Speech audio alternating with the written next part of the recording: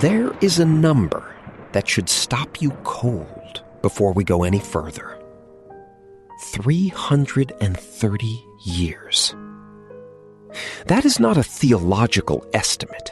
That is the minimum gap, confirmed by manuscript evidence sitting in museum archives right now, between the moment a specific Hebrew text was sealed in written form and the event it describes, in language so precise that a forensic pathologist reviewing it in the 20th century said it read like a clinical report.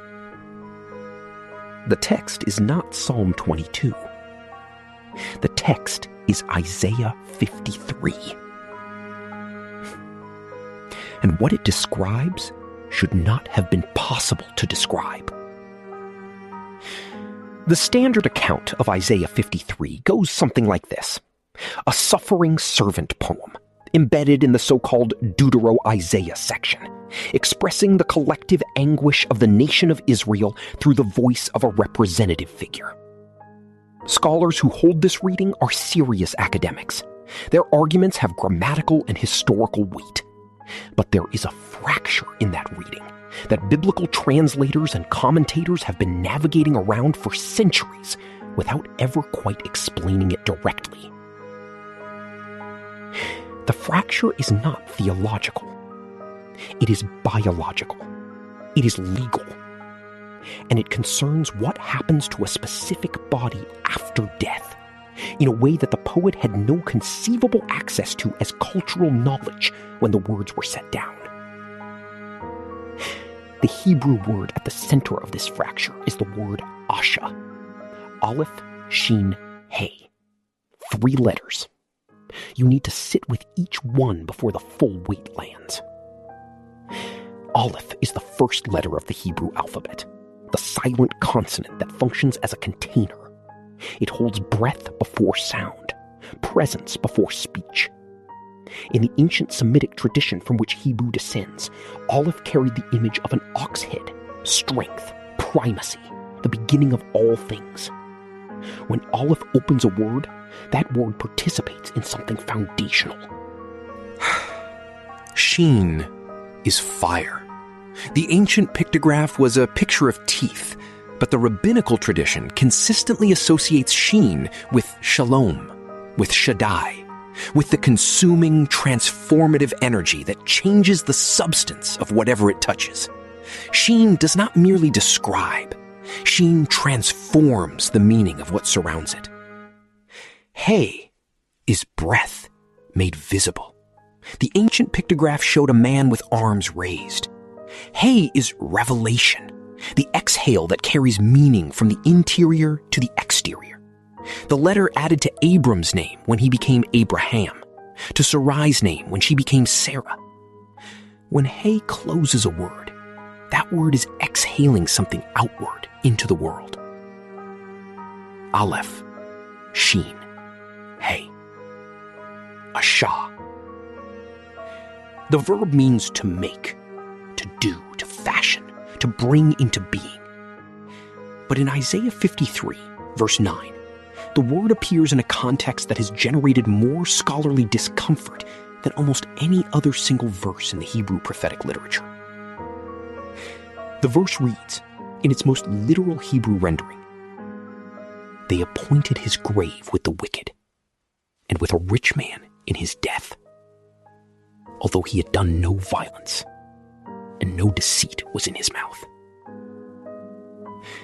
The Hebrew verb for appointed, or gave, shares the same root. But the precision of that second phrase, with a rich man in his death, this is what breaks the conventional reading open. In the burial customs of first century Judea, documented extensively by Josephus, by the Mishnah, and by archaeological excavation, executed criminals were not buried in family tombs. They were not buried with the wealthy. Roman law and Jewish law converged on this point. The body of a condemned man went to a criminal's grave. The family could not claim it immediately. The association with wealth and honorable burial was legally and socially prohibited for anyone executed as a criminal under Roman authority. The poem says, with a rich man in his death. Not metaphorically, syntactically, grammatically, with a rich man in his death, singular, specific. A detail that describes a legal anomaly, a burial arrangement that violated every expected outcome of the death it follows. The Hebrew reveals that ashah in this context is not describing intention, it is describing reversal. The expected outcome, criminal's grave, nameless burial, the body of a condemned man disposed of without ceremony, is interrupted by something the poem anticipates without explaining. Someone wealthy intervenes. The interruption is recorded as part of the event structure of the suffering servant's death, not as an editorial afterthought. It is embedded in the poem as a data point, alongside the manner of death, the silence of the servant before his accusers, the substitutionary nature of the suffering. The wealthy burial is part of the pattern, and the pattern was written down and sealed in manuscript form before the event it describes. Now here is where three independent lines of evidence converge in a way that demands attention rather than comfortable distance. The first line of evidence is the Great Isaiah Scroll from Qumran, discovered in Cave 1 in 1947, dated by paleographic analysis and radiocarbon testing to between 335 and 107 BCE. The conservative end of that range still places it a minimum of a century before the Common Era. This scroll contains the entirety of Isaiah 53, including verse 9, in a form nearly identical to the text used in modern Hebrew Bibles. The scroll is not a later copy. It is not a medieval manuscript. It is a physical object that was hidden in a clay jar in the Judean desert and retrieved 2,000 years later, with the text intact. Isaiah 53 verse 9 was sealed in written form at minimum 100 years before the event the verse describes. And by the scholarly consensus on the composition of the Isaiah corpus, the text was composed approximately 700 years before. The second line of evidence comes from outside the canonical tradition entirely.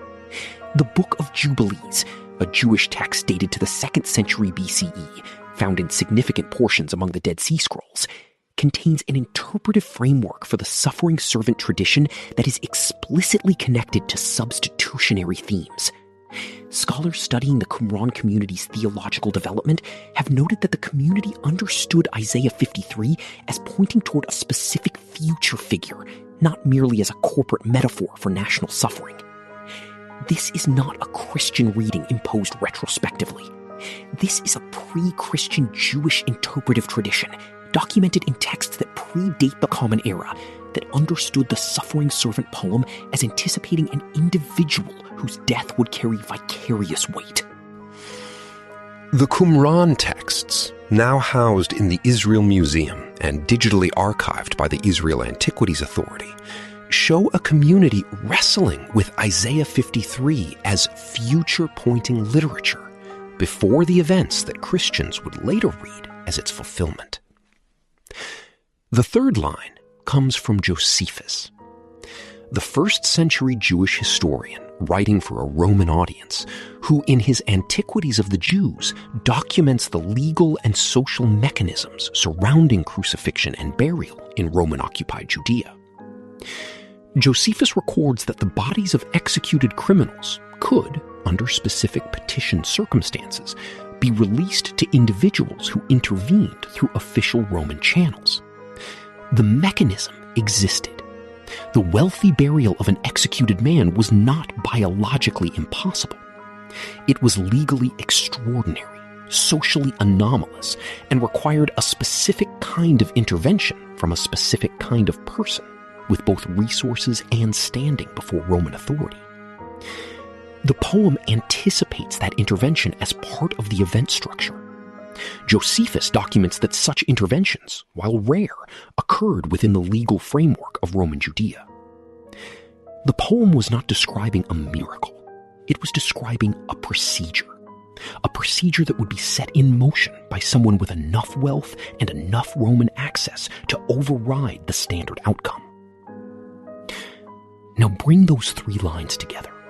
A manuscript predating the event by at minimum a century, and by scholarly consensus by 7 centuries. A pre-Christian Jewish interpretive tradition treating the poem as anticipating a specific individual. A historical legal mechanism documented by a non-Christian Jewish historian that makes the specific anomaly in the poem legally coherent. None of these 3 sources is a Christian source. The Great Isaiah Scroll was copied by members of a Jewish sectarian community. The Book of Jubilees is a Jewish extra-canonical text. Josephus was a Jewish historian who wrote critically about early Christians. These are 3 independent, non-Christian witnesses to the coherence of a poem that describes a death and burial arrangement that its author had no empirical access to. Has that changed how you read the phrase, "with a rich man in his death"? Here is what that phrase connects to in the present moment, and why it matters outside the walls of academic biblical scholarship. In 2022, a team of archaeologists working at a site in the Galilee region announced the identification of what they believe to be a 1st century tomb consistent with the burial patterns of a wealthy Jewish family, containing evidence of secondary burial practices, which was the standard method of honorable interment in that period. The announcement drew attention because the site's proximity to historically significant locations raised questions about burial patterns and social strata in 1st century Judea that remain actively contested. What the announcement clarified for historians is something that biblical scholars had already established from the Mishnah and from earlier Josephus scholarship. Honorable burial in a wealthy family's tomb was not merely a religious gesture in 1st century Jewish society. It was a legal and social statement. It restored post-mortem dignity to someone who had been stripped of pre-mortem dignity by the execution process. The poem in Isaiah 53 builds that restoration into the structure of the suffering servant's death, as though it belongs there, as though it is part of what the death accomplishes, rather than a footnote appended to it.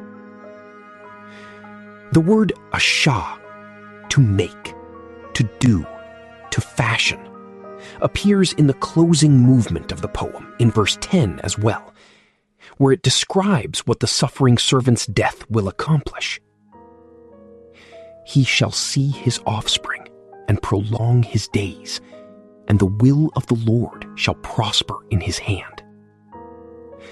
The verb for prosper is the same root family.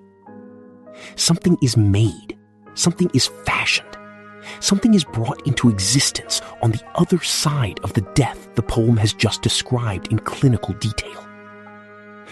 The suffering is not the conclusion. The suffering is the mechanism.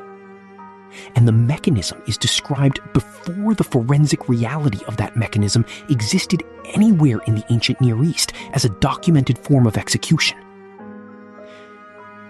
This is the point at which intellectual honesty requires you to sit with a very uncomfortable option.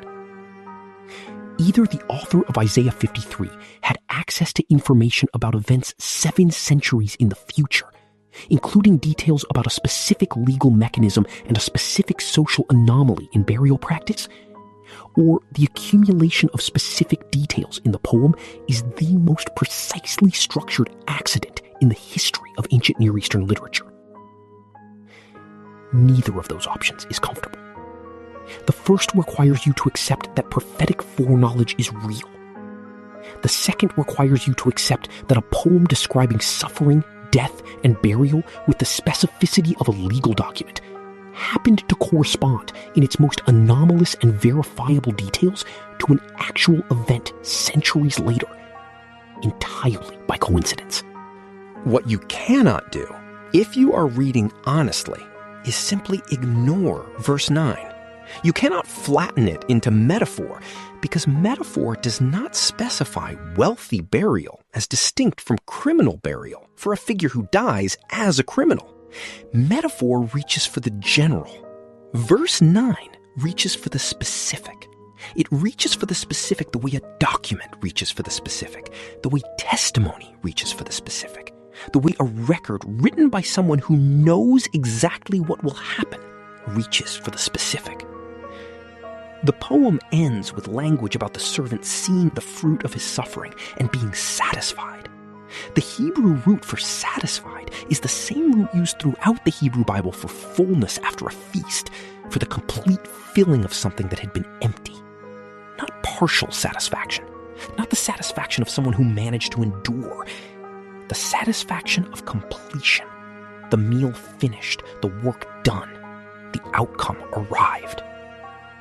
That outcome, the wealthy burial, the satisfaction beyond the suffering, the offspring not yet named, was written into a poem and sealed in a scroll in the Judean desert, copied by hands that belonged to no tradition that had any interest in seeing that poem fulfilled in the way Christians would later claim. The hands that copied it were preserving something they did not fully understand. They were careful with it because it was sacred to them. They wrapped it in linen and sealed it in clay and hid it in a cave, and it lasted 2,000 years in the dark. What do you do with a document like that? Not a theological answer, a genuinely human answer. What do you do when a text this old, preserved by people who had no reason to preserve it for your benefit, describes something this specific about an event this far in its future? If you have been sitting with that question, leave your answer in the comments. Not your doctrinal position, your actual response to the specificity. Because the specificity is what this conversation is really about. And the specificity belongs to everyone willing to look at it directly. The next video in this series examines Micah 5:2. And the single geographic detail embedded in that text that archaeologists, not theologians, have found impossible to explain without taking the prophetic claim seriously. That one is going to change the way you read every prophecy of location in the entire Hebrew canon.